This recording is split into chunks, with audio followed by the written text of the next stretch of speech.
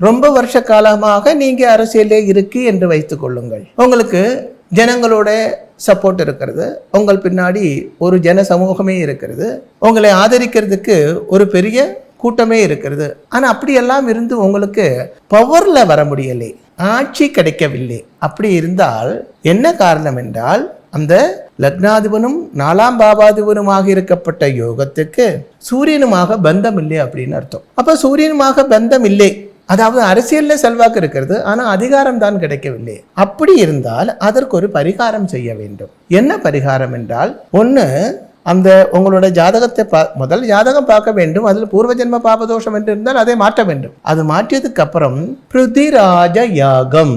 பிருதி என்றால் பூமி, பூமியில் ராஜாவாக வாழக்கூடிய யோகம், அதுதான் பிருத்திராஜ யாகம். பிருத்திராஜ யாகம் செய்ய வேண்டும். பிருத்திராஜ யாகம் செய்யும் பொழுது ராஜ யோகம் தெளியும்.